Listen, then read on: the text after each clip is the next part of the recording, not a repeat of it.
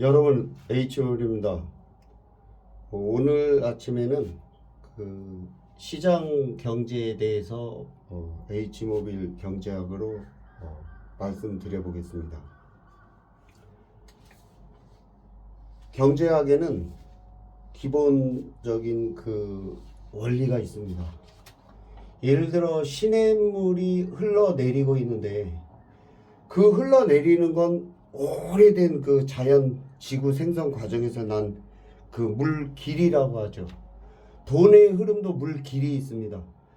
그 길이 계속 수백 년 수천 년간 나온 길을 새로운 길을 만들어서 뚫어 놓으면 물이 글로 잘해서 다시 되는 게 아니라 대부분의 한 98%는 그 물길로 잘 순환되지 않고 물이 마르거나 없어져 버리고 결국 있던 그 물길마저도 죽어버리게 되는 자연 생태계 현상을 보게 되죠.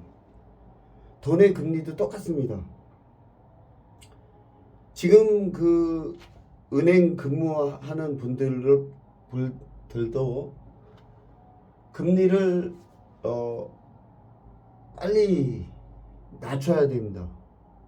계속 나라 경기를 힘들어하고 어려워한다면은 첫 번째로 해야 될 것은 금리를 낮추면 그 대출한 사람이 예를 들어 80%다.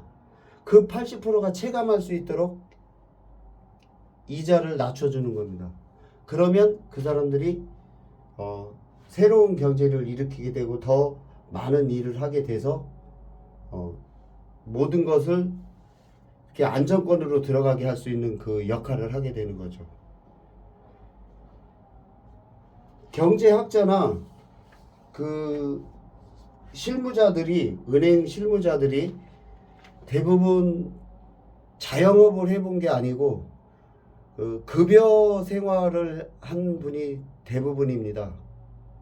그래서 실물 경제에 대해서 이론으로 공부는 했지만 실제적으로 자영업을 하지 않았기 때문에 체득한 부분이 이론적일 수밖에 없습니다. 이론은 실제와 차이가 나기 때문에 우리가 지금 금리가 낮고 또 통화 안정권이 들어가면 모든 것이 거기에서 해결이 되는 것을 다시 한번 생각하셔야 됩니다. 영끌 주택 상승, 가격 상승 여러 가지 말씀을 많이 하시는데 그것은 극히 일부분입니다. 정말 10채, 20채, 100채 집을 가진 사람이 몇 프로나 되겠습니까? 많지 않습니다. 대부분 한 채, 두 채. 그게 우리나라의 한 50% 정도밖에 되지 않습니다. 그런데 전부 다 집이 올라서 망할 것 같고 경제가 터질 것 같아 그렇게 생각하지만요.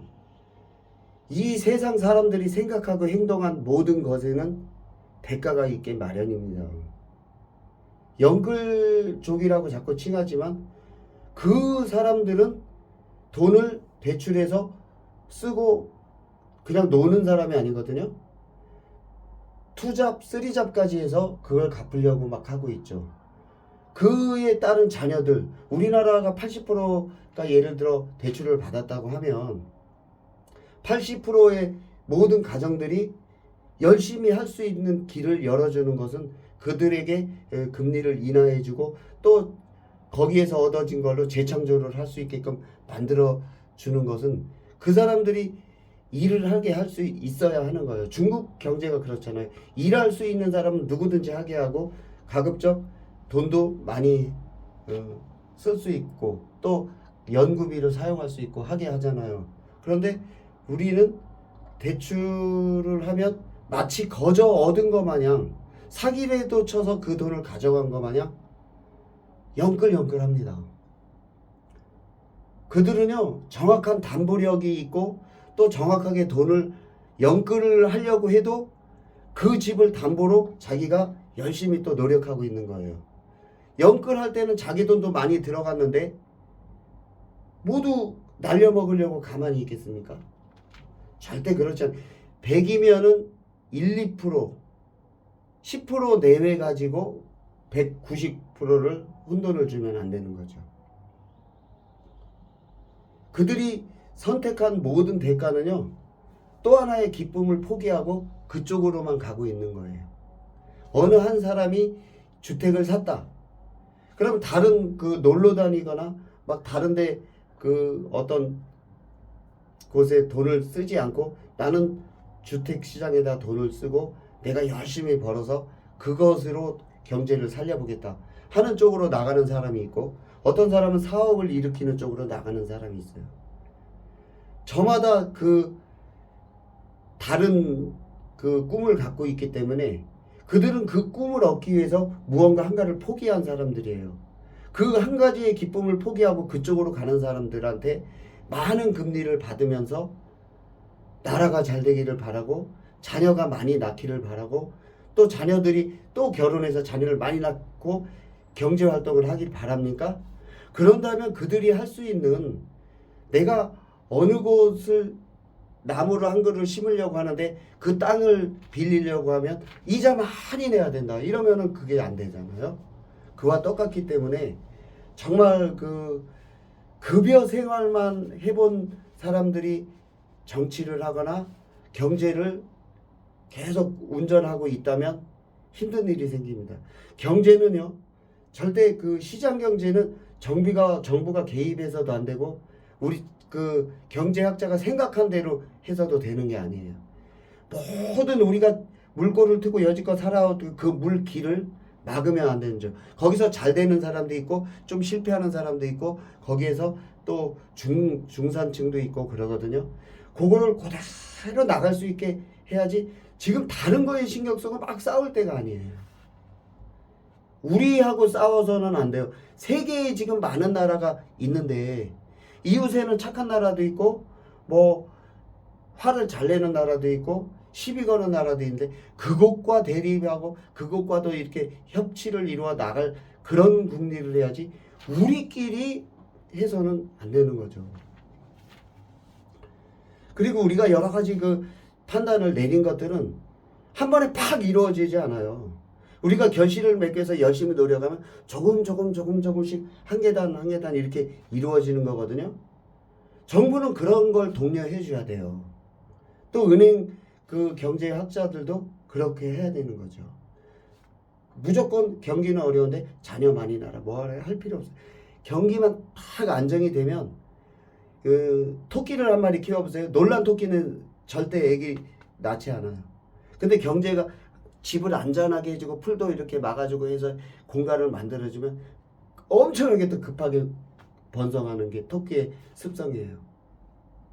그런 것처럼 사람들이 그 경제적으로 반응할 수 있는 체감금리, 은행에서 아무리 금리를 내리고 국가에서 내렸다 해도 은행에서 대출받은 현재 사람들이 체감할 수 있게 해주지 못하면 그 경제는 실패하게 됩니다.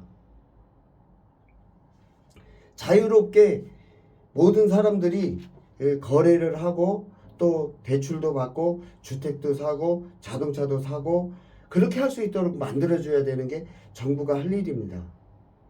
일반적으로 시장 경제는 우리가 활동하기 좋은 그 수단을 만들어줘야 되는 게 가장 급선무라는 얘기죠. 제 얘기가 아니라 우리 삶이 그래요. 그리고 어떤 경우라도 정부가 시장 그 경제를 개선하기 위해서는 가장 기본이 금리를 안정시켜 줘야 돼요.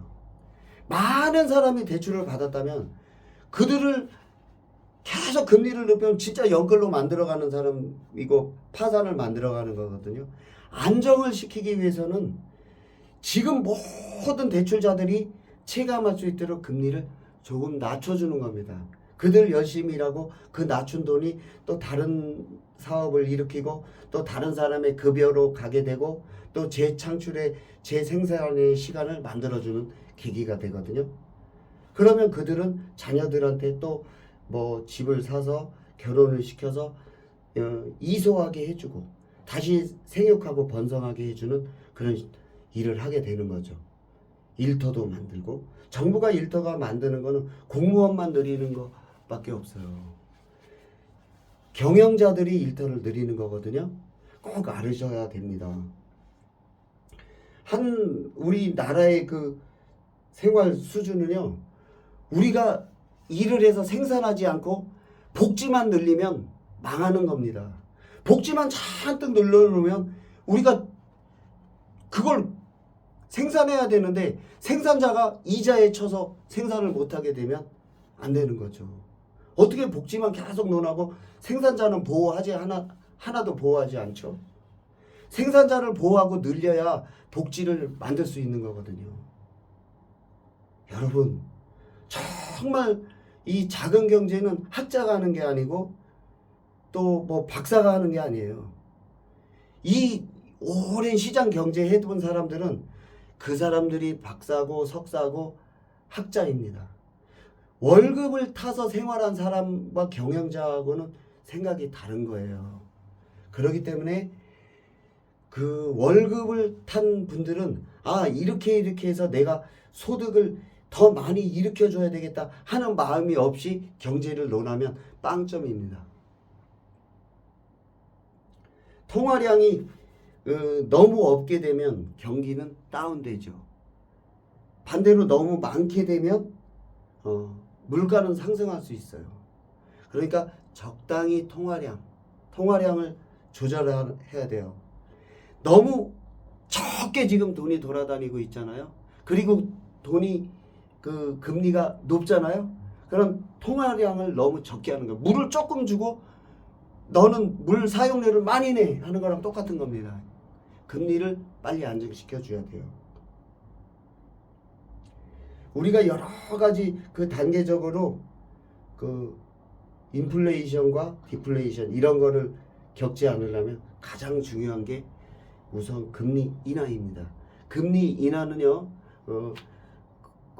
막 이렇게 숨을 쉬고 물 속에서 살고 있는 그 물고기들에게 물을 좀 더 넣어줘서 이렇게 숨을 더 잘 쉬게 할 수 있고 그 많은 공기를 호흡할 수 있도록 해주는 거랑 똑같아요. 그들에게 계속 지속적으로 금리만 높인다면 복지도 망하고 국가도 망하고 경제도 망합니다. 시장 경제는요, 상상으로 예측으로 이렇게 하면 잘 될 것이다 해서 되는 게 하나도 없어요. 정말 지금 작은 자영업자들 또 대기업들 많은 사업체들이 운행하고 있을 때에 작은 금리를 낮춰서 실감케 해주면 경기는 살아납니다. 그 자영업자 여러 가지 사업을 하는 주체들 자녀들이 무수히 많잖아요. 그들을 살려주는 길은 자영업 활동하고 있고 대출을 받은 현 애국자들이라고 생각해요. 그분들에게 체감할 수 있는 금리를 시급히 조절해 줘야 되는 게 관건입니다. 저는 경제학 석사 학위를 받았지만 실물 경제에 대해서 저는 직접적으로 사업체를 운영하고 또 돈을 벌어서 세금을 많이 내보고 했기 때문에 더 많은 체득을 할 수 있었습니다. 그냥 석사가 된 사람보다 지금 이제 박사 과정 중에 있지만 급여 생활자와 사업가하고 마인드는 똑같지는 않습니다. 급여 생활자가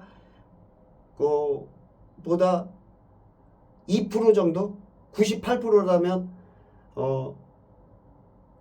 자영업을 하거나 여러 가지 경제해서 자기가 사업체를 운영한 사람은 1% 정도 더 높을 수가 있어요. 그러니까 여러분들도 우리나라 80%가 가정경제가 흔들릴까봐 금리를 낮출 수가 없다. 아니면 뭐 대출을 규제하겠다. 이렇게 하지 마시고요. 그 사람들이 일을 할 수 있게 해줘야 돼. 그 사람들이 만약에 할아버지가 돼서 아무 경제활동을 하지 않고 있다 우리나라 망하거든요. 그 사람들이 경제를 할 수 있도록 정부에서 그런 거 신경 써야 돼. 정부가 딱히 할 일은 누구 뭐 명품백을 받았니? 아니면 누구 어떻게 이렇게 한 게 아니라 정말 중대한 범법자 아니면 경제활동을 할 수 있게끔 계속 해주는 게 정부가 할 일입니다. 은행에서도 할 일이 그거고요. 다음 영상에 또 찾아뵙겠습니다. 파이팅!